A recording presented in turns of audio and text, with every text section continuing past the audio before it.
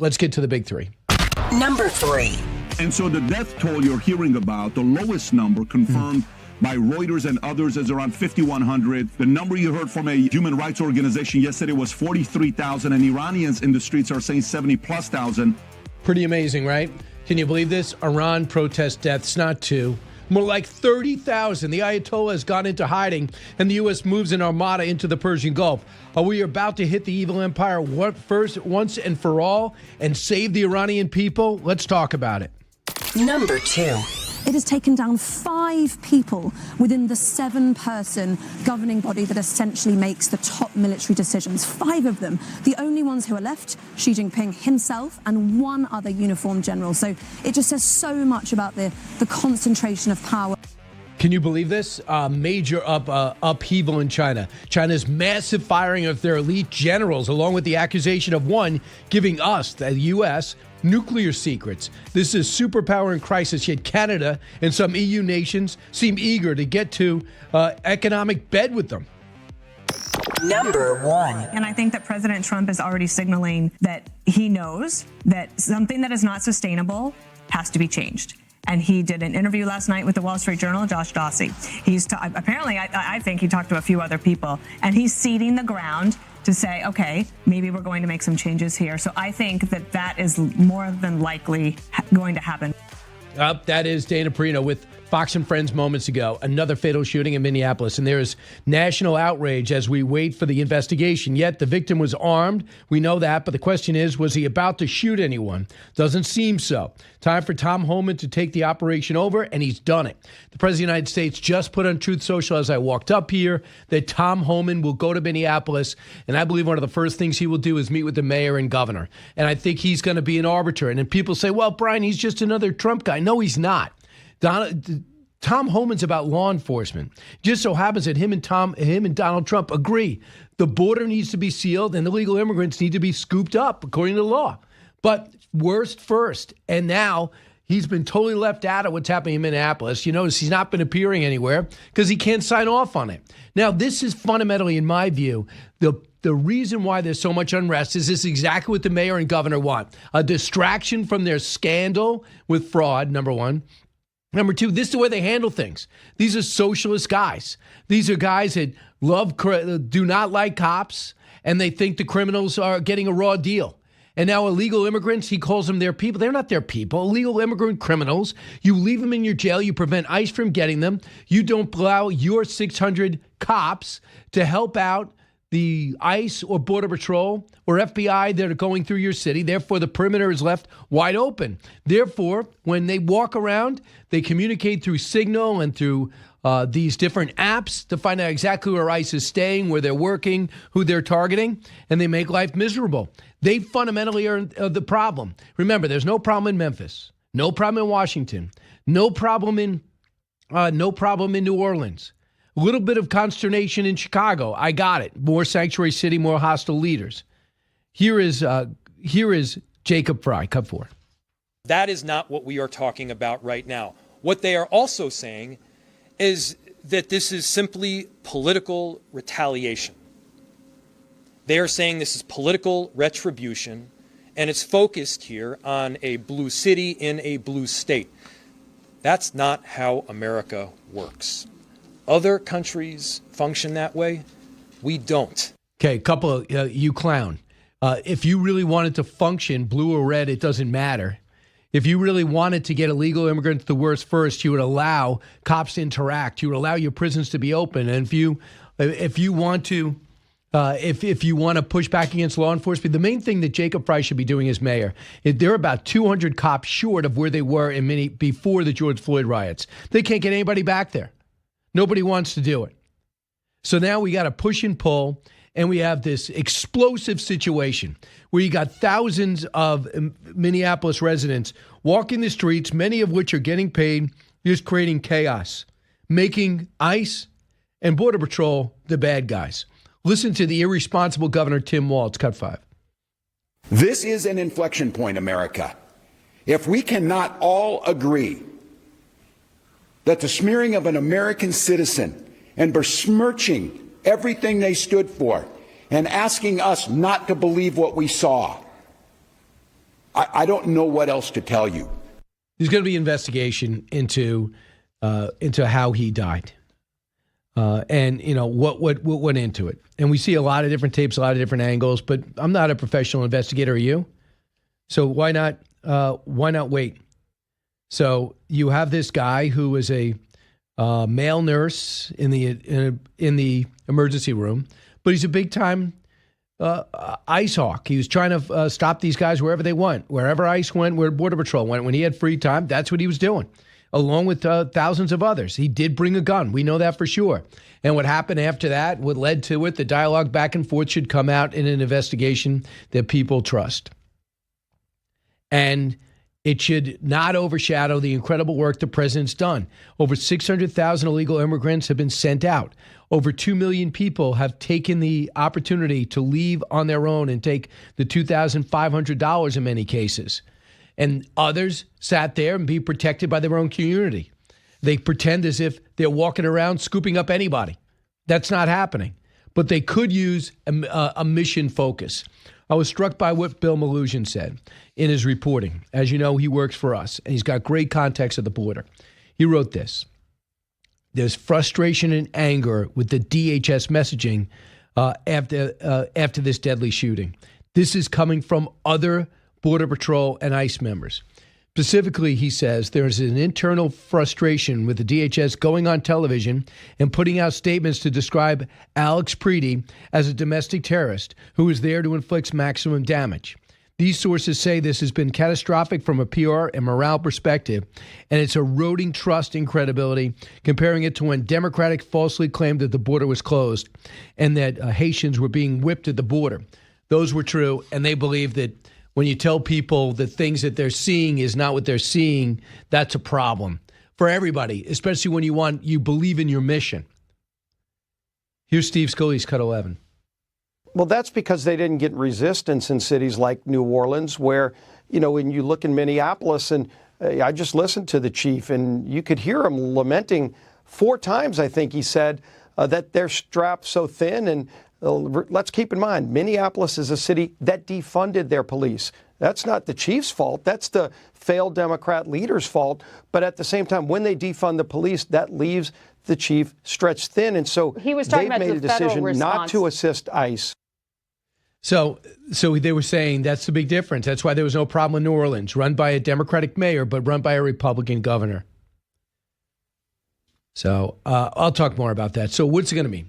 So it means that Chuck Schumer, desperate to keep his job and fend off a primary from AOC, is acting like a tough guy every chance he gets. And now he's making statements that he's going to he's not going to fund the government, DHS.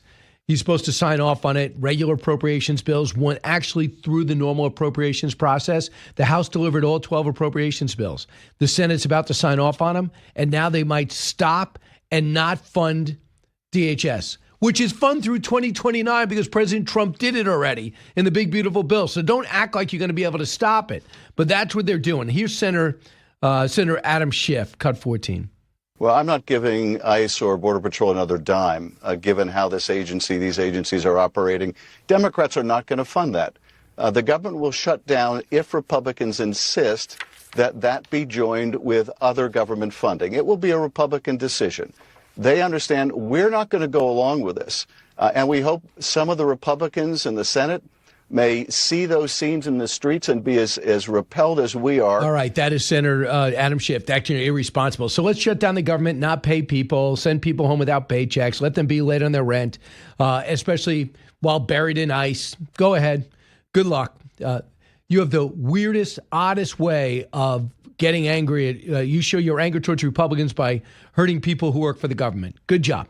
Now, you hurt the economy last time, so you benefited from that. But most people understand that you held out funding the government for healthcare subsidies, which you still haven't gotten. And a lot of people really were hurting because of that.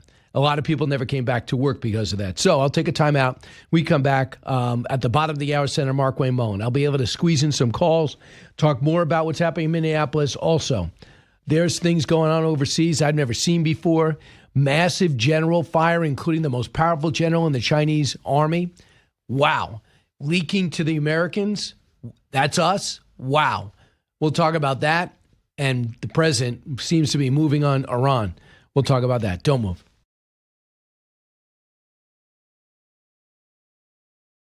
President Trump was asked about it January 13th. He said, I really don't care in terms of renewing it.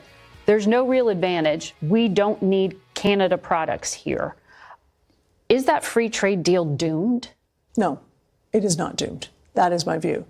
All three countries, Canada, the U.S., and Mexico, did broad consultations, national consultations with their business communities in particular on how that agreement works for them. And really, without exception, the American comments back were, sure, we'd like to maybe update this or change this a little bit. Mm-hmm. But job number one is to do no harm to this agreement, which is the economic foundation of our continental partnership and leads to very important U.S. competitiveness and Canadian and Mexican competitiveness vis-a-vis other parts of this world. I mean, no one has to tell you that we have a bit of a fissure with Canada. Trudeau and Trump never got along. And now this other guy is just a clown, globalist, liberal guy who feels as though he wants to up his approval rating by taking on the U.S. So the USMCA is supposed to be renegotiated by law. It was supposed to last 5 years this summer. Find out what's working for Mexico, U.S., and Canada. Make some changes to it. Negotiate. Should have been relatively quick. But Carney, the prime minister, has no plans, he said, to pressure to go for a free trade agreement with China. But he did come in and he's allowing the decrease of tariffs when it comes to China's electric car, which is done under ridiculous labor laws. It's going to destroy any electric car that could be made. It already surpassed Tesla. I'm for free market, but there's nothing free market about what China produces. So now they're going to let them in. Scott Bessent also criticized the trade talks between Ottawa and Beijing, warning that against any kind of free trade pact. He said, quote, Bessent said that he's not sure what Prime Minister Carney is doing there other than trying to virtue signal to the globalist friends at Davos ahead of the USMCA renegotiation. So what is the world doing? They're acting like tough guys, but do they have any power? We watch their butt. They pay 1.4% of their smaller GDP into military. We provide their nuclear umbrella. We pay for almost all of their weapons. So I think the president says, step up and take charge. So they want to come back and say, we got some pride. We're going to start doing deals with China. Good luck with that. You're going to be, you said that we're pushing back against autocrats and you choose China? Cut 21. We can't let Canada become an opening that the Chinese pour their cheap goods into the U.S. We have a USMCA agreement, but based on that, which is going to be renegotiated this summer, and I'm not sure what Prime Minister Carney is doing here, other than trying to virtue signal to his globalist friends at Davos. I don't think he's doing the best job for the Canadian people. You wouldn't think so. So, it all came down to some of the fallout with Greenland and the deal that we're going to cut. It looks like as we expand our bases, we'll basically own the land we're expanding, and then we're going to get a great deal on rare earth. I don't see any problem with any of that. They also brought up, too, to keep in mind, if we're concerned about the Arctic Circle, we got to start building up, and we are. We got to start building up the Alaska military bases, which are great, but we've got to build them up more because it's all about the Bering Strait. Now, if you want to know the truth behind Greenland, the $600 billion that they write to Greenland, does Denmark every single year, Carla Sands has got a great perspective. She was ambassador to Denmark during Trump's first term. Cut 23. In 2019, when President Trump told the current prime minister, you need to do more to get Greenland secure, she said she would. She said she would invest $200 million into Greenland security. But she actually only invested 1%, $2 million, and it wasn't even into security. It was a kind of education effort. So she didn't keep her word. Denmark has no interest in securing Greenland. They can't afford to. It's all they can do to send that welfare transfer every year of about $600 million. So President Trump is right. Greenland is unsecure today. Yeah, and the thing is, they're going to put new focus on it. And personally, I didn't think we want to write a $900 billion check to buy it anyway. knowing the president. So he just said, well, secure it. I think it's going to be a good deal. I don't see it being brought up a lot. I think he's going to focus on getting Venezuela up and running, getting that oil gap. They're going to let out another 100 prisoners out of jail, political prisoners out of jail. And I think the president's going to be focusing when it comes to foreign policy on Iran. Two senior Iranian officials separately told Time magazine last week that 30,000 people may have been killed between January 8th and 9th, that the Ayatollah told them basically open up fire on everything, anything, as much force as you need to restore order to our country, just start shooting. Now, the anti-regime media claimed on the 24th that Khomeini was moved into an underground shelter in the Tehran province. Sources add that if Khomeini's third son, Masoud, had assumed day-to-day oversight of the leader. Now, we'll see where this goes, because Trump already told these guys to rise up, stand up, and keep fighting, that I basically got your back. And now Iran must have known that the USS Abraham Lincoln carrier group has now arrived right in theater. It has been brought up by Jennifer Griffin that the Iranians have drone swarms that might be able to do some damage to an aircraft carrier. But I'm for sure we thought about all this ahead of time. And I think that Iran knows its days are numbered. So we're going to see what happens. The worry I have is that the Ayatollah gets tossed at 86. He's going to die soon anyway, hopefully. But I worry the Iranian Revolutionary Guard's going to take over. There could be just another military dictatorship in the region. So that doesn't make me feel good about what you got to always think about what comes next. So we'll talk about that when we come back. Senator Markwayne Mullin on both those things. Also on the possible of a government shutdown, as the Democrats are incensed about another shooting in Minneapolis and say they're not going to fund the DHS. Meanwhile, the big, beautiful bill funds it until 2029. So what are you talking about, Adam Schiff, Angus King, Chuck Schumer? We'll talk to Markwayne Mullin about that. You're listening to The Brian Kilmeade Show. So glad you're here.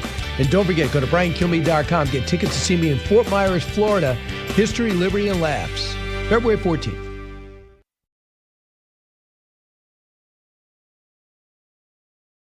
I hate shutdowns. I'm one of the people that helped negotiate the solution to the end of the last shutdown. But I can't vote for a bill that includes ICE funding under these circumstances. What they're doing in my state, what we saw yesterday in Minneapolis, there's an easy way out, by the way. Leader Thune could separate, which is what they did in the House, separate the 5 other appropriation bills, put them on the floor. They would pass, I think, overwhelmingly. Then let's take up DHS. And by the way, if those bills pass, 96% of the federal government is funded. Yeah.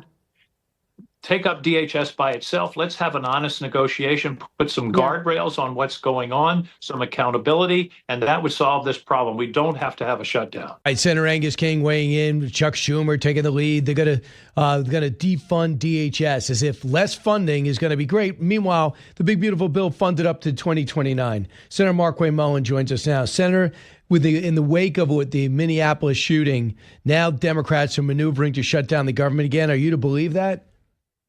Well, they were maneuvering to shut down the government before that. The truth is, it's just another excuse, because they were really interested in having reforms and accountability to DHS. Part of the DHS funding that we've been working extremely hard to work in a bipartisan manner included $20 million for every ICE agent to have a body camera on. You're talking about accountability. There you go. That's the best accountability you can have. When you start talking about reforms into DHS, okay, well, what is it that you're wanting?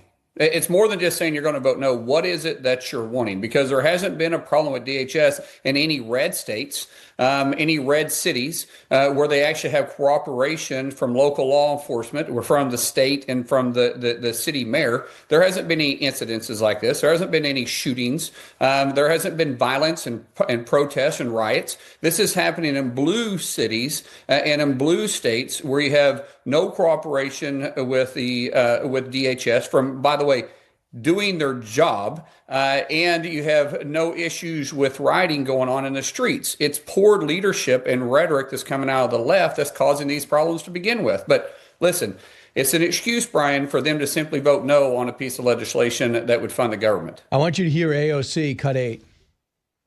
If we do not do something now, I do not know what can happen afterwards. We have to contain this chaos.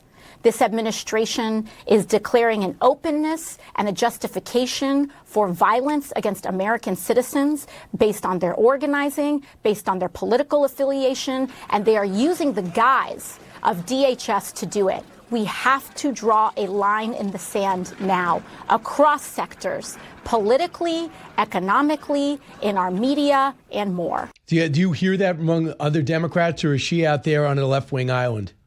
No, you're hearing this same rhetoric. Do something. What is something?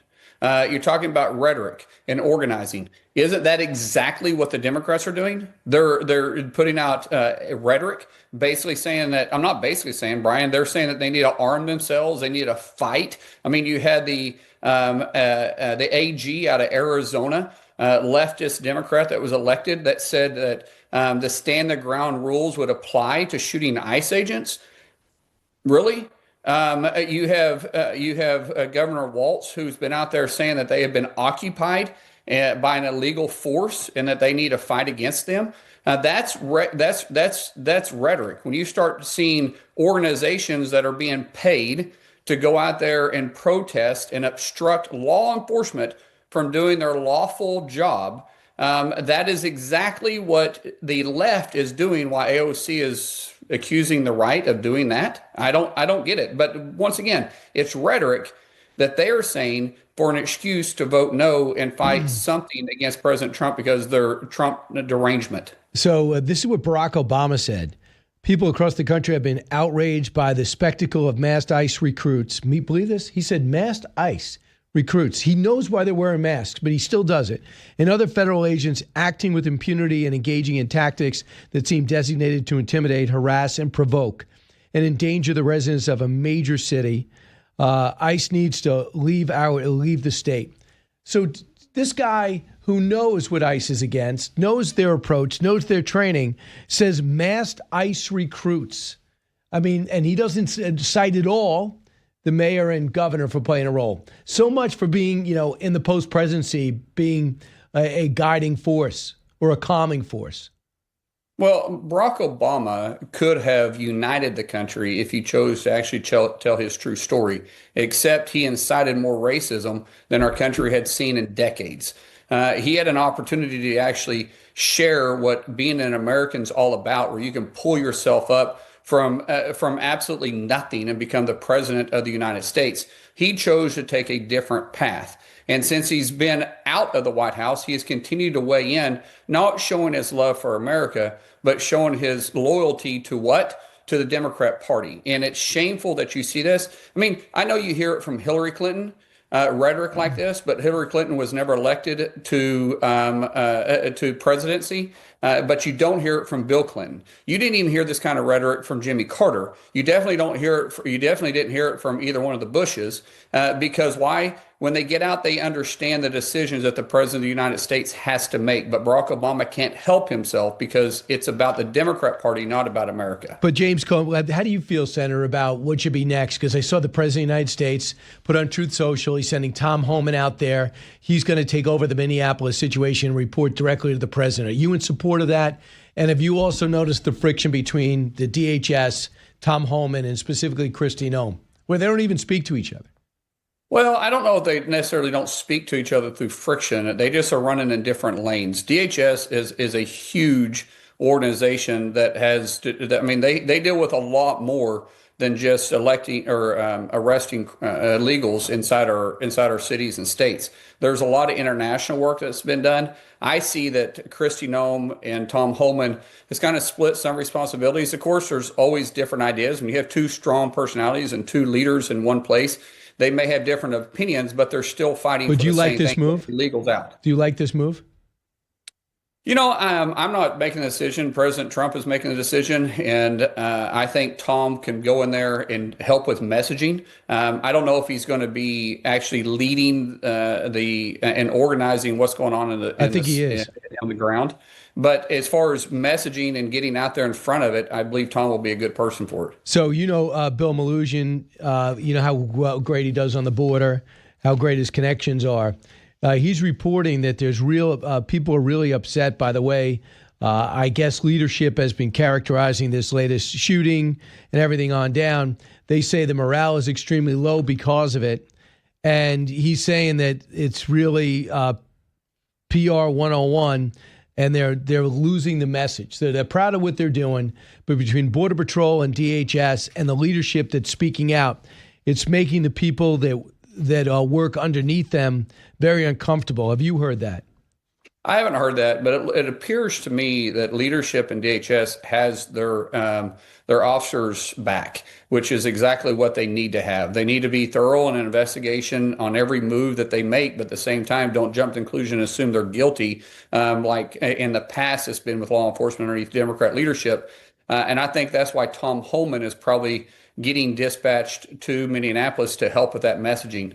Because I know the DHS officers and ICE agents that I have talked to, and over the years, you've created a friendship from those that were on the border that's been moved up north, and those that were up north that came down south. You have a friendship, and they seem to be very excited about actually being able to do their job. Yeah, this is what the quote from that Bill Melugin got. The sources told him a response to the shooting is a case study of how not to do crisis PR. The DHS is making the situation worse, and the DHS is wrong, and we are losing the war. We are losing the base and the narrative. I think only 24% support what the president's doing, when in reality, what the president's doing is getting rid of the worst of the worst. But I think that maybe some in the Border Patrol and DHS kind of losing their way, and because it's been maddening being on the ground without any local police support. Yeah, I don't think the support is weighing away from the president in this. I mean, there's some rhetoric that you get tired of every now and then, but people elected President Trump because they wanted to restore law and order and get the criminals off our streets, even if it's in blue states. And the truth is, you walk around Washington, D.C., it's safer. You walk around Memphis, it's safer. You walk around New Orleans, it is safer. You walk around St. Louis, it is safer. The places where we've had cooperation with local law enforcement and local officials, it has been very, very, very effective. I mean, my goodness, even the mayor of Washington, D.C. came out and admitted that their streets are safer. What you're seeing is a rhetoric that's coming out of Minneapolis and out of Minnesota that is inciting this type of behavior. And I think most American people can see that. That's not going to prevent DHS and ICE agents from doing their job. They have a job to deport these locals. Now, just think about this. They wouldn't even be on the streets having to arrest these individuals if local law enforcement and the sheriffs were doing their job, and then ICE would only have to go to the detention centers and pick the individuals up and deport them. That's how it works in most cities in most states, but that isn't what's happening in Minnesota. Instead, they became a sanctuary city, and instead of taking care of law and order and taxpayer citizens, they're protecting criminals. And let me tell you, I don't care if you've been here 1 year or 20 years. If you're here in this country illegally, you're a criminal. It doesn't make any difference. There's no difference between a small crime and a large crime. You're still a criminal. So, Senator, a different note. Looks like we moved, in the president's words, an armada into the Persian Gulf. Now it's emerging that Iran could have killed as many as 30,000 of their protesters. The Ayatollah hiding in a bunker. It's easy to lose this story, but I don't think we should. Where do you think we're heading with this? And what do you think the president's options are? Because the one fear you have, the Ayatollah goes and in comes the Revolutionary Guard. They might be worse. Well, the Revolutionary Guard is like the SS to the Germans underneath Hitler. And so we know the Revolutionary Guard is extreme and they support the Ayatollah.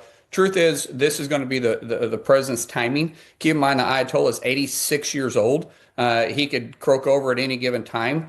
We made it very clear during the 12-day war, we could have taken him out at that time. If we could take him out then, I'm sure we can take him out now. But what we have to realize is what's next. Okay, so who's the next leader of Iran? Because what we don't want is Iran to become a vacuum for ISIS or Al-Qaeda or the Taliban, or for Erdogan and Turkey to try to come in and take over the oil fields and try to, as he would say, stabilize the country, but it's really taking over the revenue. We want Iran to actually be the democracy that they used to be prior to 1979 when the Ayatollah came into place. And I've said this before. My family, my parents, they remember when Iran was as westernized recognized as the United States. They had more women elected to office than the United States did. They had more women in the professional world than the United States did. And the Ayatollah stopped all that. And we want Iran to be able to get back to that. And so if we just simply take out one leadership and we don't have a plan for someone else, it could be disastrous like the Arab Spring underneath Hillary Clinton that destabilized the entire region. I know that's a little worrisome. I'm also fascinated by what's happening in China. They fired some of their leading generals, including the most senior general, who they accused of leaking nuclear secrets to us. They have not had a war or any battle since 1979, and now they get rid of their senior military leadership. Now, I know you're on armed services and get briefed on things to this nature, but what could you tell our audience about what this means?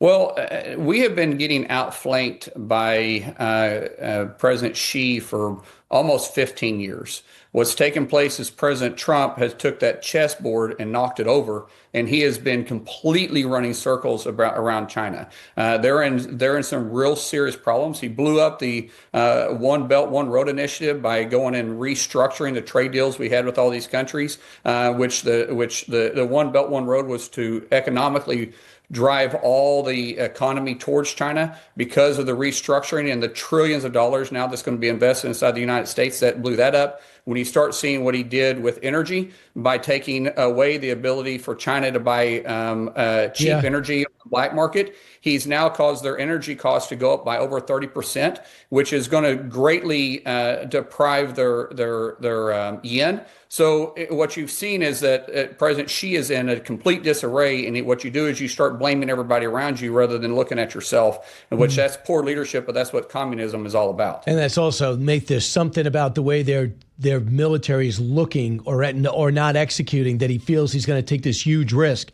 in gutting all the senior leaders. So, sadly, we can't say that we haven't seen a lot of action. Our men and women have seen a lot of action. They constantly train for all different types of battle. China might have the money and an armada. They have no experience doing anything. Right.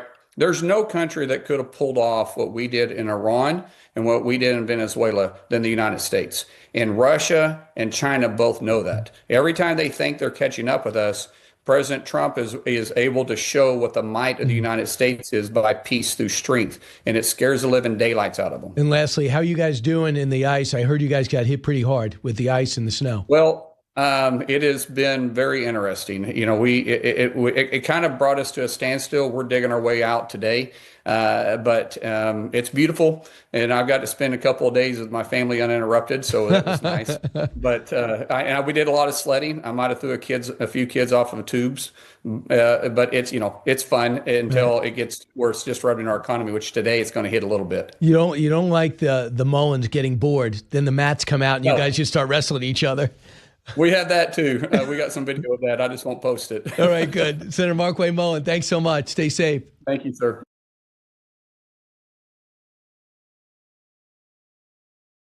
No safety deep. Oh, here he goes. He can try to beat him with his legs as Ellis runs after him, and May got there. Drake May outraces the defender. What a moment for him. And the season he's had has been incredible. It does remind me, I'm not saying he's not Tom Brady, okay? He's got a long way to go to get even into discussions of other people. However, overcoming and figuring out a way to win, young Tom Brady did the same thing and became Tom Brady. We'll see how this thing develops. But what a game for New England, situationally, the whole thing. All right, so that was a moment that was diminished because, number one, New England was away, so the crowd was really upset that Denver had just lost because Drake May scrambled for the first down to solidify the victory, 10-7 over Denver. Both teams have a great story. I mean, they were nowhere. Denver was nowhere 2 years ago. They took over an absolute mess to Sean Payton, and he got them on the cusp, number one seed on the cusp of the Super Bowl. But they lose Bo Nix and Pete. They were done, right? And Steedham is just average at best. He doesn't even seem average. He seems below average as a backup quarterback. They could have won. They still could have won this game, I know, despite all that. But how do you sell Steedham in the Super Bowl? Yeah. Right? I think I'm saying his name right. And number two is kick the field goal. What is so bad about field goals? I would have kicked it if I were the Rams to make it a 1-point game. So this way you get in field goal range indoors. It would have made it possible to win it, especially at the 4-yard line, because you don't complete that. You still got to go get a touchdown. And number 2 is kick the field goal, Denver. Kick it early. It's terrible conditions. Get the points when you can.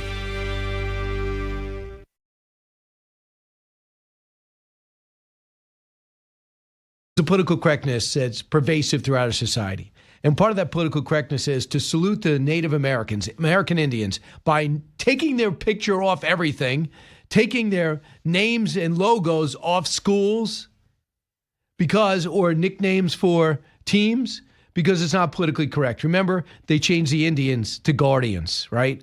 But they didn't touch the Braves.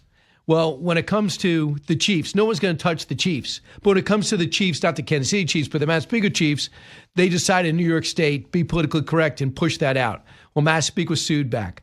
Connecticut, another town named after an Indian tribe, tried to push back, and they ultimately had a compromise and changed their name from Thunderbirds to T-Birds. And that is in violation, according to the president, of what he said. And he said there's a national mandate, leave the logos the same. Alex Mitchell's been writing these stories, getting the inside story and the inside scoop all along the way. He was a feature reporter with the New York Post. Alex, welcome back. Brian, it's always great to be here. And pop quiz for you. In Kathy Hochul's government circle, how many people do you think have the title chief? Title? Oh, wow. How many? Well, I counted from a list that was published in November. I counted 18. So that's a team of chiefs right there. So there you go. So it's okay to be a chief, but it's not okay to be a chief if there's an Indian headdress there. So we know that Linda McMahon pushed back and allowed Massapequa and others to hold on to their logos. What happened in the meantime? So last week was a real banner week for what's going on here on Long Island with the fight to keep Native American logos in schools. For starters, you have Secretary of Education Linda McMahon. She comes down on the Connecticut district for taking a government compromise, a New York State government compromise, to go from Thunderbird to T-Bird. She said that that was a civil rights violation, doing so only because there was a connection to Native American heritage. Now, the funny thing about Connecticut taking this compromise, T-Bird, to begin with, when New York State came around in 2023 with this idea, this mandate, this ordinance to remove Native American imagery and logos from public schools, T-Bird was not allowed. That only came back in later. Originally, that was offensive. Yeah. The state changes its position. The school board a few months ago votes to do it. Narrowly they won, or the compromise won, rather. And now Secretary of Education Linda McMahon says, no, that's no good. And that wasn't the only major event that happened. 2 days before, or maybe 3, the Native American Guardians Association, I spoke with their attorney, and he told me that they are ready to take their case to the Supreme Court in order to keep logos like Thunderbirds, logos like Chiefs in schools. They believe it is powerful. They believe that it represents their culture well, and they want to break this stereotype that all Native Americans are universally opposed to this. That's clearly not true. And even 2 days before that, Massapequa's school board president, Carrie Wachter, expressed interest in running for state senate because she wants to give more control to the local schools to decide what they want to do rather than having the state do a steamroll. And what people should understand, too, is just one of these political correctness things that I just worry that if Trump or others do not, if the Republican Party doesn't stay in, the Democrats are just going to wait it out and then force all this change because they'll deny state funding to these schools to hold out. And they think will break their will. But it's not just the Native American groups are fighting with the schools to keep their heritage alive. This NAGA group, they're the ones bringing it to the Supreme Court, right? Yes, they're in the Second Circuit right now. They expect to lose that. And as the attorney told me, he says this deserves the Supreme Court. It's destined for the Supreme Court. That's where they think it goes. And as far as their case, a Biden-appointed judge, when he ruled against them, even admitted that the state's position may have, and this is a direct quote, may have serious constitutional defects. So they could win. There's a legitimate possibility there. Yeah, I think so, too, because now there's even a pushback on Redskins. I mean, they're going and re-chronicling what happened when George Allen wanted to find out about the Redskins, their heritage. He had a lot to do with the name of the team. And he says he was out on the northwest, and he was coaching there, and he got to know a lot of the Indian tribes, and he did a salute to them. And a lot of the families and other people involved say, "Yeah, I'd like the Redskins back." I don't think that's going to happen necessarily, but that's how much this attitude towards these names have changed. There is an absolute culture shift, especially with the people that I've spoken with. And I did interview a Native American man, and I felt timid even saying the word Redskin. And he told me, and I'll never forget this. He said, "You shouldn't be shameful about saying that." And that opened my eyes as the perspective of someone who is not Native American. And again, I think that there needs to be a little bit more of an understanding that this is not a universal position that Native Americans have in opposition. There are a lot who like it. It almost boils down to similar to any other race. If you're liberal, you're probably opposed to it. If you're conservative, you probably like it. And, we have this great thing in America called democracy, which is why it should be debated at the local level rather than just a blanket ban. And by the way, and the president's all in on this. The president's all in on the pushback, right? Oh, yeah. Well, I believe he posed with a Massapequa Chiefs shirt in the Oval Office, or a sweatshirt, rather. I wonder who got him that. Yeah, I think it was me, to be honest, but he wanted to do it. So the other thing is, Alex, I thought it was fascinating to see that Bruce Blakeman and the president are so tight. Now that Bruce wants to be the next governor of New York, it doesn't look like he's going to be opposed in the primary. Tell everybody around the country listening who Bruce Blakeman is and why he might have a shot against Kathy Hochul if you feel that is the case, because you do the Long Island beat for the New York Post. Yes. Well, when Bruce Blakeman was responding to her State of the State address, I saw in the room he has red hats that say "Make New York Happy Again." That is his push. He wants to bring back things that New Yorkers loved, and a lot of that, and of course, as you mentioned, President Trump is a very powerful backer for Blakeman. He wants to take things and remove cancel culture aspects. A big thing he wants to also fight for Massapequa. He wants to fight for things like lower taxes, safety. Those are his major platforms, and the Massapequa issue is important for them both. And over the summer, before even the big ruling by the Secretary of Education, they were saying it was a top priority. They want to keep this fight. They want to have these cultural debates remain locally. And Brian, you know Massapequa just as well as I do, if not much better.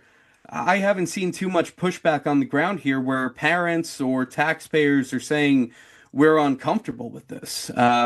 Certainly not getting it in Kansas City either. The only misery the Chiefs have brought is to their fans with their play this season. That was actually a quote from the Native American Guardian's lawyer when he called what New York's doing the dumbest law of all time. That's how they think about it. I know. It's so different. So people around the country should understand. Upstate New York is like Iowa. They have a totally different view from New York City. And Long Island is also very different, very diverse. Nassau and Suffolk, you think when Suffolk, think of the Hamptons and other things like that, but it's also very, there's middle class, there's working class, there's upper class places in Suffolk. So you got to wonder if there might be a pushback against Kathy Hochul. In my view, the most incompetent chief executive is an accidental governor, if I ever saw one. Alex, great work. Look forward to you continuing to follow up with this because it matters a lot to the White House, and you're all over it. Thanks, Alex. Alex Mitchell, The New York Post.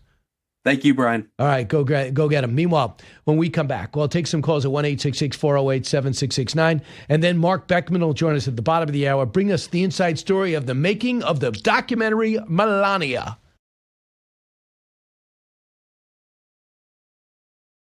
Kerry, wouldn't it just be easier to rename the team the Fighting Kilmeades now and just end it? No, I don't think so. We love Brian, but no. Right, and that, of course, was from what day was that from, Pete? I don't know the exact date, but I was pulling some stuff to go along with the Chiefs discussion, and I couldn't let that one go. The Fighting Kilmeades, just like, no, gotta do it. I think there might be a shot of doing that. It could. I mean, I want to see what the jerseys will look like. Well, would you change the color scheme? You know what's so interesting is my dad had a bar, right? It shows you the difference for you alcohol in the 70s. So his logo was a drunk leprechaun sitting against a tree with a beer in his hand, like with circles going around his head like he was dreaming. And I'm thinking, that's the 70s. Like, that's when you'd have Dallas, and a dynasty where everyone would be drinking at lunch. Like, hey, come on in, come into the boss's office, and there's a bar there. Everyone was drinking. Yeah. Everyone. Like, who signed off on that? But and there were kids' jerseys too. What a great example! Fantastic. Yeah, so that kind of threw me. But coming up next we have a look at Melania. But I do want to talk about what's happening with Minneapolis. So first off, because of the shooting, and we don't know the details of it, but the victim now had a gun, 9mm. No one denies it. The question was he about to use it? And there's a rhetoric on both sides. He was totally innocent. Not true. Was he harassing the officers? Absolutely true. Did the officers act too aggressively? We're not going to know until we can hear the audio. Maybe there's some angles we haven't seen, although there were dozens of angles. But Minneapolis, right away, has been really a no-go zone for ICE and Border Patrol. So the president doubled and tripled down. And you know what happened? The local cops backed off. It was an explosive situation put together by an incompetent governor looking to distract from his scandal when it comes to fraud. And no one has to explain to you how bad this mayor is. So here is Rodney Scott, the former CBP commissioner. After all, Border Patrol involved in the Alex Pettit shooting that cost him his life. Cut 10. That is taking place. That is happening. But I'll point out for the viewers, a lot of people don't understand how law enforcement is set up. Most city chiefs of police report to the mayor. So that's the boss. So the mayor is setting the tone. The mayor and the city council set the sanctuary state or sanctuary city policies in this case that chief of police has to follow. Almost everywhere we go, especially behind the scenes, the law enforcement understands that when we work together, we actually dramatically improve the safety of everybody in the community. And if the criminals or the politicians can get us to infight, it only helps the criminals. And that's it. I believe the chief wants to do the best he can. If you read between the lines of what he's saying, I get that. But he has to respond to the mayor, the city council, and in this case, even their governor is pushing the opposing side, if you will. I know. Yeah, he's their governor. Rodney Scott's being deferential. I'd be much happier if he was in charge of the Border Patrol. I think that right now the tempers, and it's so personal with Bavino and Kristi Noem and Waltz and Fry. I love the fact that 2 hours ago, President Trump said, Tom Homan, you take over, you report directly to me, fix what needs to be done in Minneapolis. I sense that Tom Homan's going to immediately meet with the mayor, meet with the governor, and just say, what's going on here? This is what I need you to do. If you want less than 3,000 agents here, this is what some things we have to de-escalate, and here's how you do it. If they don't want to budge on that, that means it's to their political advantage to have those people march in the street every day. Tim Pawlenty used to be governor of that state and says, here's the problem. Cut 12. You see in many of those videos, not just this one from the shooting, but a lot of them where protesters there's no perimeter established. They're being able to penetrate the operational zone of ICE officers as if they were co-located with the ICE officers. And one of the reasons a perimeter is not properly established is because of the stupid sanctuary city and county laws in our state, whereby local police departments refuse to provide any assistance to ICE, including in many cases, not all, many cases, not even helping establish a perimeter to keep the protesters at a safe distance for their own safety, and certainly not during the zone of operations for ICE. So this fact that the locals will not cooperate with the federal government and in fact affirmatively resist them is one of the main reasons we have so much dysfunction in this situation in Minnesota. And the governor knows it. He's not just saying that for rhetorically, and he's not, I don't even know if he has a relationship with President Trump. He's saying you got to provide a perimeter, you got to provide some safety. That's what was so good in New York City, that Eric Adams cut a deal. And he said, listen, you got to help us out when it comes to ICE. At least don't get in our way and provide some security and intelligence. And he did. Mamdami's not going to do that. In fact, I think they're meeting to cause Minneapolis like mayhem when ICE comes to town, and they're beginning to come. Marc Beckman next, inside the story of the making of Melania.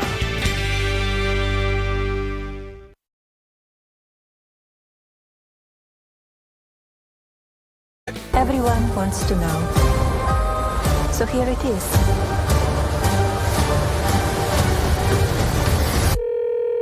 Hi, Mr. President. Congratulations. Did you watch it? I did not. Yeah, I will see it on the news. That is a little of the promo of Melania that's going to be out in theaters, advertised all around. I went to the theater to watch, I'm trying to think I watched the ping pong movie. I forgot the name of it. And Marty Supreme. Thank you, Josh. Appreciate it. And I saw the posters everywhere. Okay, let me think that here we are, ready to go. Marc Beckman joins us now. Melania Trump's exclusive senior advisor and agent, and author of Some Future Day, How AI is Going to Change Everything. Marc Beckman, I know you're pumped up because the documentary is finally going to come out January 30th. First off, tell me the genesis of this. It's been a long road to get here. I am very excited that Friday is the day, but I'm more excited to be on your show because you are hands down the hardest working individual in media. I don't know how you do it. I was watching your show last night and I'm like, he's got to have a bed in that studio. Like, how do you keep going? You're incredible. Thanks, man, because last night we stayed in the city because of the snow, so I'm able to turn it right around. But Mark, I'll tell you, this is what I thought was interesting about it, is because for the most part, Melania wanted to stay in the background. What about the decision to say, okay, people want to know more about me, and this is how I want to do it? Did you convince her to do it, or is this something that she wanted to do? Yeah, good question, Brian. So thanks again for having me. Melania and I have had several conversations about creating a film for many years. And I remember the day I was sitting in Manhattan in my office and I received a phone call and she said, "This is the time. We have a chance to tell a story that has never, ever been told before. The 20 days of a woman's life as she prepares to take the office of First Lady again has never been told by anyone in history of our country or any other country before." So what she did was she put together this creative vision to share.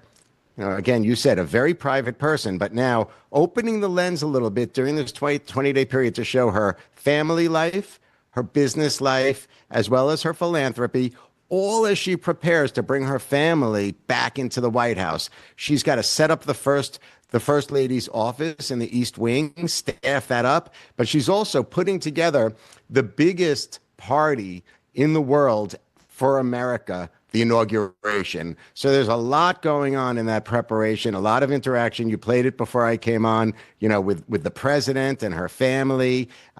One of the busiest people, for sure, is Melania Trump, and that's really highly, highly seen in this film. So one thing the president did, I think last week, is suing J.P. Morgan. I know Bank of America. He says they debanked him right after 2021. Melania was also debanked. Here she is talking about it. Cut 33. When we left the White House, when I established my own business, as you said, the bank suddenly informed me they will not be able to do business with me anymore. Also, I had very prominent email distribution service provider just abruptly terminated my agreement. So suddenly, as well as the university. I was all agreed that they will accept my donations for the foster students. They found out that it was me. They didn't. They said, we cannot go on. So expand on that. That's pretty traumatic. And number one, she was debanked. Yeah, it's a pretty remarkable situation. I was there with her during all three of those elements, and she talks about them in her book. It was a best-selling book. I think you covered it. I know you covered it on Fox and Friends. I think you had it on the radio show too. But look, the world has changed a lot since then. That was a time period that was very dark. A lot of people were doing everything possible to shut down not just Melania Trump, but people who lean to the right with regards to conservative politics, with regards to individual liberty. But since then, look, we're able to stand up here with this film, a global launch that allows for us to showcase this incredible moment in time, this incredible movement for President Trump, and this great celebration for people who align with your policy and my policy. So, President Trump, to a degree, did not know he was walking into as president when he pulled up the biggest upset in history in 2017. But not many people focus on what Melania had to do. Even though she had the poise and presence from her modeling background and her spokesperson background, what was it like that you feel comfortable relaying for her in 2017? And can you contrast that to what it was like when she took the job again in 2024? Well, it's a great question, because what she's doing today is transforming the office of First Lady. So I think when you look at the first term during 45, during that time period, she spent a lot of time doing the traditional First Lady activity, hosting, the very important historic events, whether that's Christmas or state dinners or Easter. All of those are really important, raising a lot of awareness to issues that require the support of the First Lady. But there's no doubt that our First Lady's on a mission right now. She's action-oriented. She wants to impact people's lives. So whereas she still continues to provide those traditional services of the First Lady, I was at the Saudi state dinner. It was magnificent. I was at the Christmas party. I'm sure you were too. First class all the way. She's driving so many achievements now that are impacting people all over the world, not just in the United States. So by way of example, quickly, Brian, if I may, she championed new legislation in the Take It Down Act, which protects American children from non-consensual intimate imagery. She championed the executive order, which was signed by the president and her in the East Room, for foster care children. She launched a global coalition at the United Nations General Assembly, Fostering the Future Together, which is going to be a big group of nations. Already Korea's on board, Canada's on board, France is on board.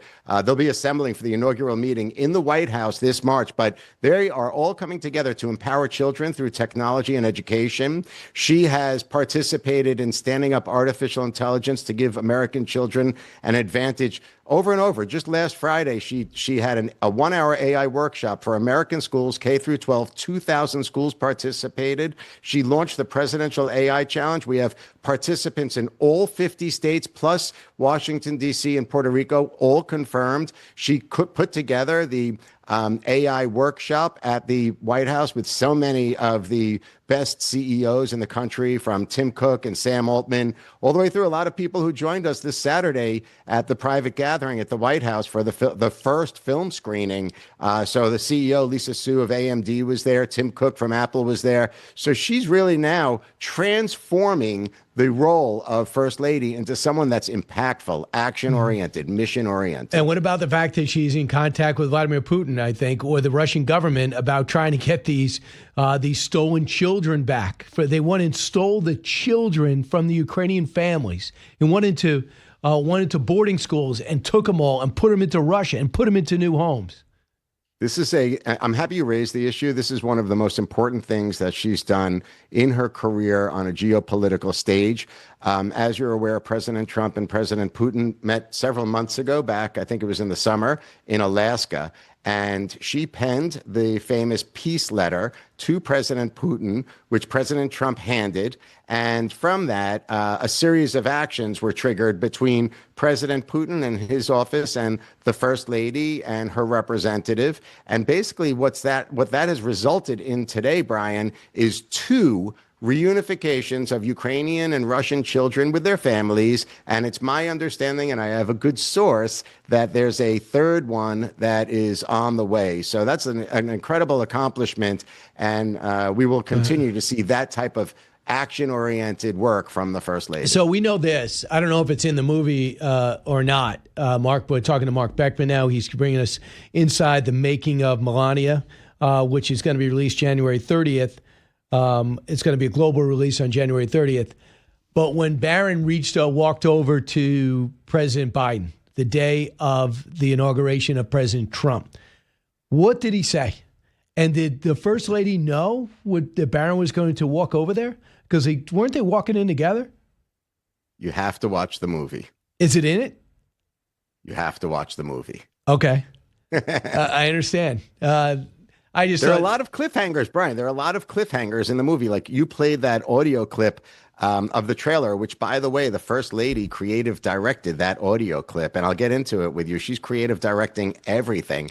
And that cliffhanger at the end, that interaction between the president and the First Lady, it opens up a whole different scene. And there are a lot of those moments where, everybody, I'm sure you, including you and several members of probably everyone in your audience, people are like, what happens between the president and the First Lady when the cameras are off in the privacy of their home? And a lot of those moments where where it's just a husband and a wife, but a very influential wife is interacting with the president. The president was great. He was kind enough to lend his time, and his star shines in the movie in a way that your audience and frankly you will love.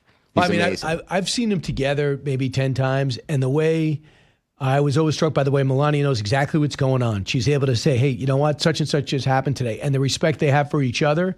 You know, you could always tell couples by, are they cutting each other off? Are they like rolling their eyes? They really work extremely well together. So the bigger question is, has the president seen it? And if so, does he have a review? So for the first time this past Saturday night, the president saw it. The First Lady put together a private screening of the film for close friends and family. We had about 70 people that were all connected to the First Lady. We called them the cultural iconoclasts. So we brought together an incredible room. Her family was the president, Barron, and her father, Victor. But beyond that, we had leaders from sports, from finance, from technology. We had people from the entertainment industry, the fashion industry. I'm happy to share some names if you're interested, but here's the answer to your question. The president's response was remarkable. It was really natural because we never showed him the entire film. And I'm proud to say that right there from the East Room in the White House, he stood up, grabbed the microphone at the end. It was all impromptu. He wasn't supposed to speak, and he just gushed over this film. He explained that this is a historically relevant piece. It's never been done before. And what we've done is basically authored what the First Lady has done. It's really her vision. She authored this piece that shows individuals, places, meetings, never before seen buildings during this 20-day period. So we get into so many things from, you know, the people who love her fashion, it's in there. There's a fashion explosion. But if you love geopolitics, Queen Rania was with us Saturday night at the private screening at the White House because she's in the movie. We have some geopolitical leaders. If you like the historical part of the inauguration and you're curious how the Secret Service plans to protect the first family right on the coattails of 2 assassination attempts, it's in there, Brian. So the president was amazing. So this more a question to you. You knew Melania before she was First Lady. So Yes. maybe 85% of the country had a positive view of Donald Trump, maybe 90. And of course, in light her. All of a sudden, he runs for president. You got 50% of the country who will do anything for him and 50% of the country who think it's the worst thing to ever happen. How did she handle that from being universally liked, being a figure that people can talk to and relate to all of a sudden seeing the hate and attempted assassination, the attempted debanking, and the massive comeback that we all saw has him back in the White House? That's a roller coaster she wasn't really anticipating. How do you view? What did you notice that you feel comfortable relaying to the audience? Yeah, I'll tell you on a personal level, Brian, the First Lady is one of the most inspiring people in my life. She inspires me in so many different ways. And one of them is her ability to discern what is reality in the country. Her finger is on the pulse of the country, and she knows that there are always going to be haters. There are always going to be these complicated situations, moments of adversity.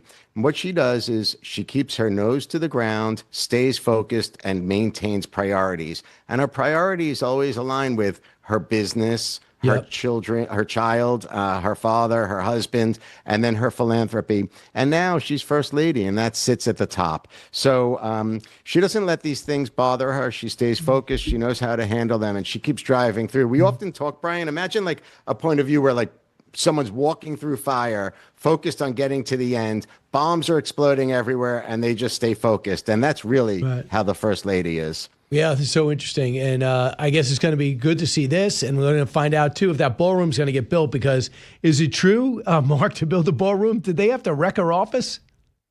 So she has, fortunately, multiple offices in the White House. And as well as you'll see in the film, traveling, we go through New York City, Palm Beach. So she's always working, just like you. Honestly, like you're working, I'm sure, when you're on the train, you're on a plane, you're in a car. She's the same. So the way the world works today, you can work wherever you are, and she's got that all covered. Right. She's got it covered, and soon she'll have a ballroom, I hope.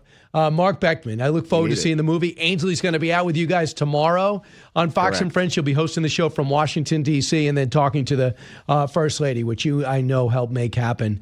You can follow him at Marc Beckman, M-A-R-C Beckman.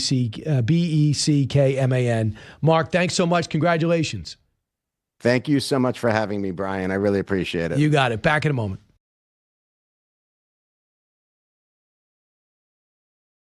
President Trump has been inviting world leaders to join his board of peace or be crushed by his council of destruction. Trump's board of peace consists of countries such as Russia and Saudi Arabia, which is like if Law and Order SVU starred Diddy. So that is the Saturday Night Live, was just, by the way, the cold open was almost Alec Baldwin in meanness and humorless, just like, hey, I didn't vote for Trump, and I really hate him even more now. That's what it was. So the one thing I liked about this guy is he would have a sense of humor. I did this, and then hit him. But they were all back to just bashing. And the whole Weekend Update was nonstop bashing, right? And the only other Democrat that they would bash regularly is Chuck Schumer, because they want to get rid of him. So I feel sad, because I used to look forward to SNL when political things happen. Now they're cold open. Literally is 15 minutes of mocking the Trump team. And just it's almost venting. You know, if I'm a therapist, I'm allowing these people to say these things, and so they don't go out and beat their dog or somebody else that they that has nothing to do with what they're talking about. Here's an example. Here's Greenland. Cut 41. The singing of the U.S. national anthem at an NBA game in London was interrupted by protesters yelling, "Leave Greenland alone." And you know we've gone too far when the British are like, easy on the colonizing old chump. President Trump has spent so much time stalking Greenland like an absolute psycho. He's basically become a guy on a dating app. He's like, hey, Greenland, you look so good. And Greenland's like, haha, thanks. And Trump's like, seriously, I need you. I'd literally give $700 billion to be with you. And Greenland's like, look, not trying to be mean, but I'm not interested. And Trump's like, I'll kill you, you ugly Just off the top of my head. Yeah, sure. All right, there you go. See what I'm talking about? All right, go to BrianKilmeade.com. Go get tickets to History, Liberty, and Laugh streamed on Fox Nation. It's coming up February 14th in Fort Myers, Florida, and then in Reno, Nevada, May 30th. It's a patriotic show like no other. Get away from politics and have some fun. BrianKilmeade.com.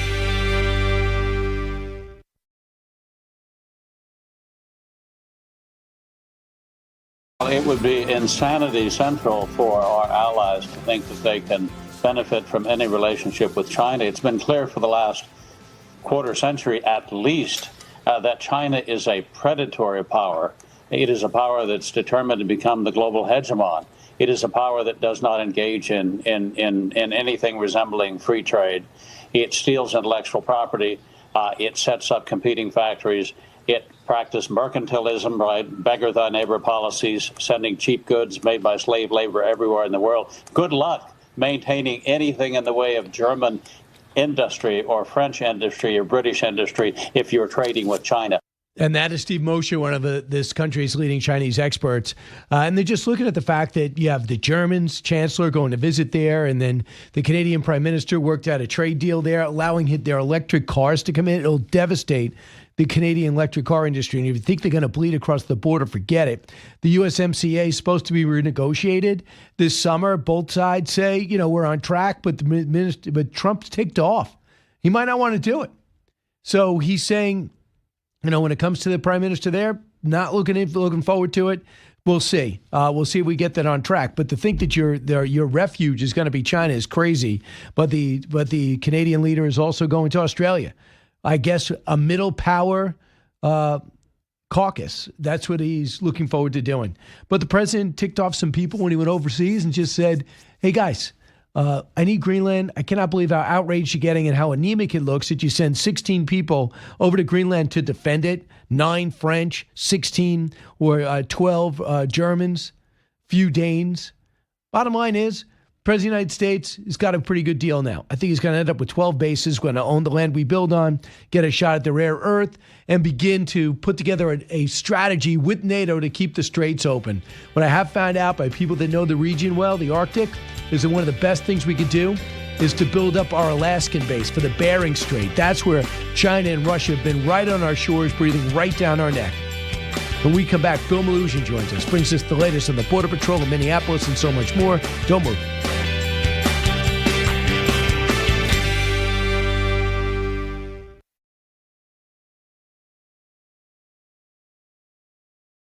That is why we investigate, so we can get to the truth, so there's not speculation. Speculation after 24 hours, you've got a lot of speculation in there. That officer, let's think of what those agents were doing on that scene, making a split-second decision. You've had 24 hours to try and armchair quarterback things. That agent had a split seconds to make a decision. And right, that is Greg Bavino, the Border Patrol commander in Minneapolis, on the ground in the middle of the eye of the storm. And we know about 2 deaths, 3 shootings in Minneapolis. The goal is to get illegal immigrant criminals off the street, get them out of the country and entertainment, and it's nonstop pushback from the mayor and governor. But inside the DHS, inside Border Patrol and ICE, there's some friction with leadership. Bill Melugin doing a lot of that original reporting, and he has a few minutes with us before he hops on television, joins us from Washington. Hey, Bill, when did you discover there was some problems with the way our spokespeople are speaking up about ICE and Border Patrol?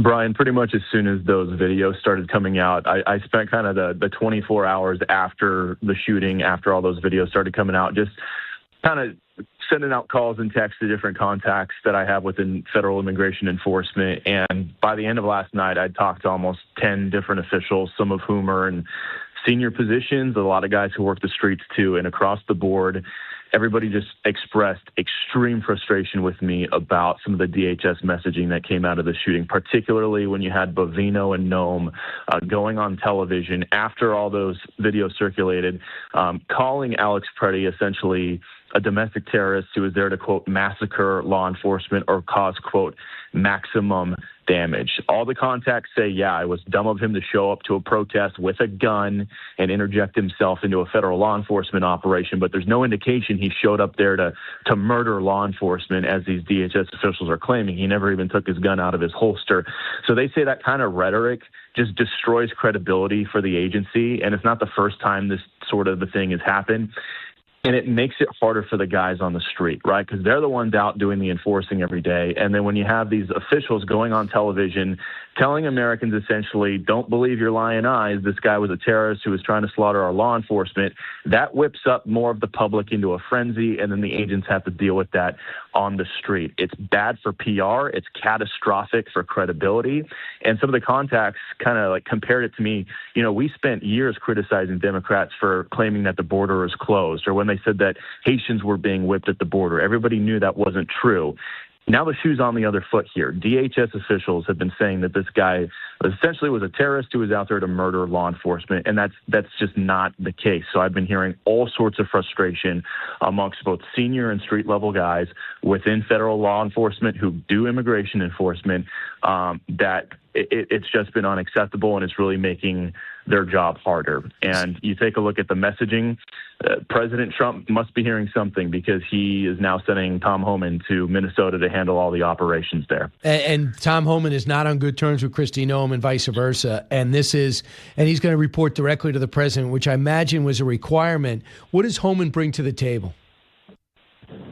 Decades of experience. He started off his career as a Border Patrol agent. Obviously, he was doing ICE under Obama. Obama actually gave him a medal for some of the deportations he carried out there. He brings with him just decades of experience and bipartisan respect. He's also a been there, done that guy. When he's on camera, the agents who are watching him know he's been out there on the front line with those Border Patrol agents. He's been out there with those ICE guys. He's overseen these operations. He knows what he's doing. And every single, whether it's Border Patrol, CBP, ICE agent that I talk to, they love Tom Homan. They all have his respect. He's kind of like the guy, that's the enforcer. You bring him in when you want things done right. So if you've noticed, Brian, like with all this Minnesota stuff, Homan has largely been kind of like sidelined. He hasn't been on TV a whole lot. It's been all Noam and Bovino. I would expect that starts changing pretty quickly here. Yeah, I know. I hear you. I saw that. You say some of these sources have described DHS response to the shooting as a case study in how not to do crisis PR. One said they're so fed up that they wish they could retire. Another said DHS is making the situation worse. So the thing is, too, when we see the video, the right thing to say is we're investigating, especially when you could slow it down. There's so many different angles. Do you know anything about Alex Pretti besides what he did for a living, which was an EU nurse? A ER nurse? All I've been told is he had no criminal history prior to this incident, that he worked at the VA, and that he was an ICU nurse. And all the contacts acknowledge that, like, yeah, it was an idiotic decision to show up there into a heated situation like that with a gun that he didn't tell law enforcement about, and then he interjects himself and, gets involved, and there's pushing and shoving. They say that was obviously a very dumb decision. He did impede and interfere with federal law enforcement, but it just doesn't match up with what some of the claims have been after the shooting from those DHS officials, that this guy was there to essentially commit a mass murder, right? I mean, at one point they said he approached agents with his gun. They made it sound like he was walking with his gun out, getting ready to shoot all these agents, when the video showed that very clearly wasn't the case. So the problem is, it's just a credibility issue. And we've seen this before, right? Like DHS officials in multiple previous instances have come out before there have been any facts, and they'll say something pretty inflammatory about the situation before the facts are there. I mean, you had one White House official say this guy was a would-be assassin. So the point from all these contacts we talked to is, like, they are totally on board with mass deportations. They want to arrest and deport as many people as possible. They just have reservations about, let's be professional here. Let's wait for the facts to come out. We don't need to be saying inflammatory stuff before any investigation has started. And when you do that, it damages credibility, and it makes it tougher for the guys on the ground. And it gives the Democrats and the protesters what they want. Keep in mind, Brian, like with all this chaos that's been going on with these shootings, with these narratives and everything, what's not being talked about anymore? The Minnesota fraud. And Governor Tim Walz has to love that. He has to love every day that immigration is in the headlines and not the fraud scandal. So right now, the Trump administration is losing this messaging war. That's what I'm hearing from my contacts. That's what I believe as a reporter, because fraud is out of the headlines. Now, every day, it's criticism about the immigration operations in Minnesota, and that is the battle the Democrats want right now. Absolutely. And let's see if there's a government shutdown, which you're going to be talking about on television. Do you think there's going to be a government shutdown before you go?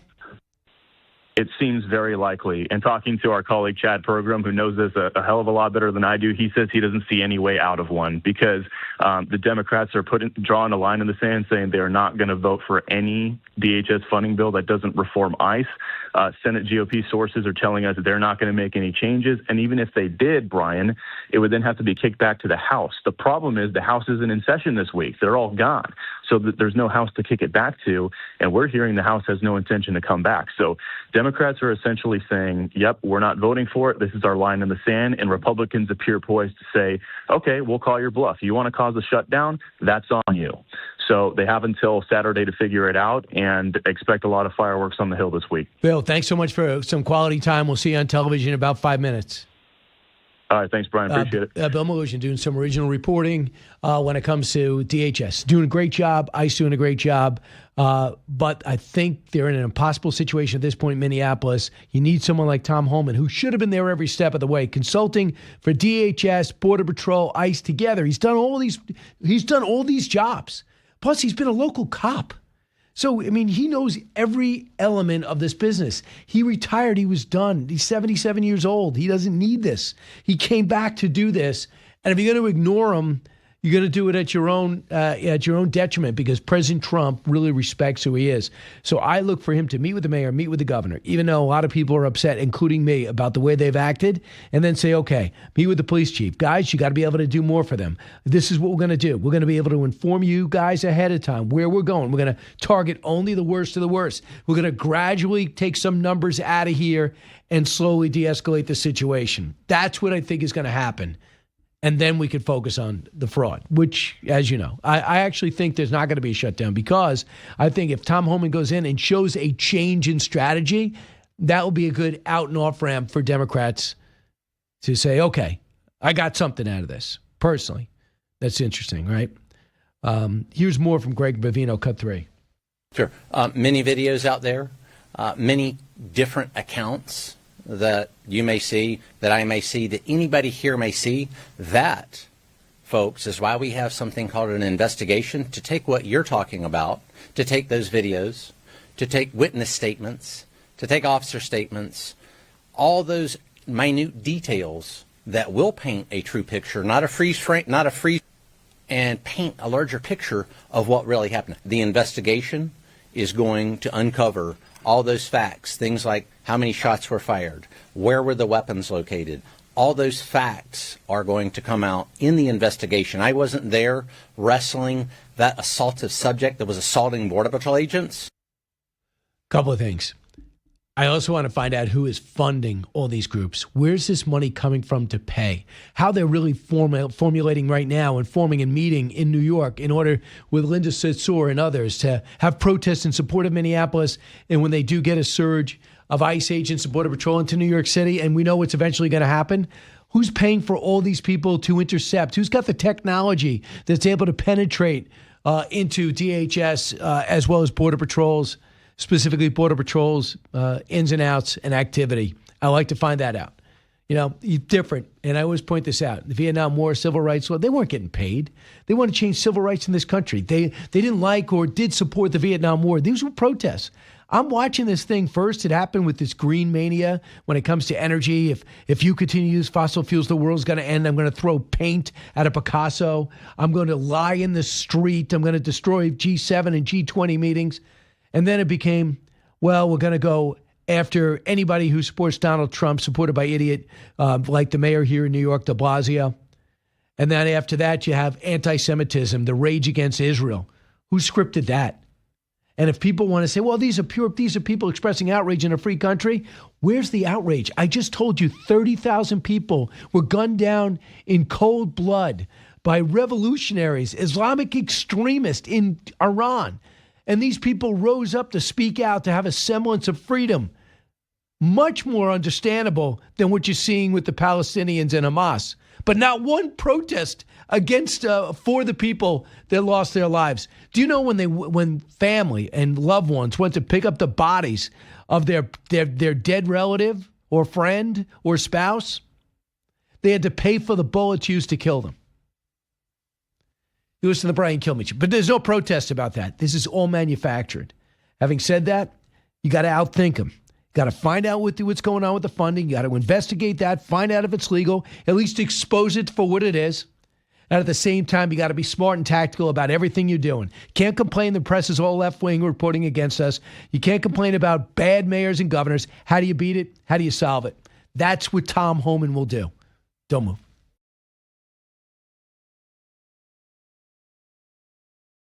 So I just got this Truth Social post. Pete just put it up there for me. This just came across.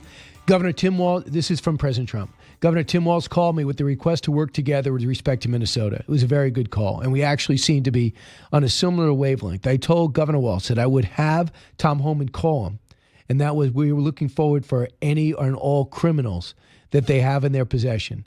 The governor very respectfully understood that and would be speaking to him in the near future. He was happy that Tom Homan was going to Minnesota, and so am I. We have had such tremendous success in Washington, in Memphis, in New Orleans, and virtually every other place that we've touched, and even in Minnesota.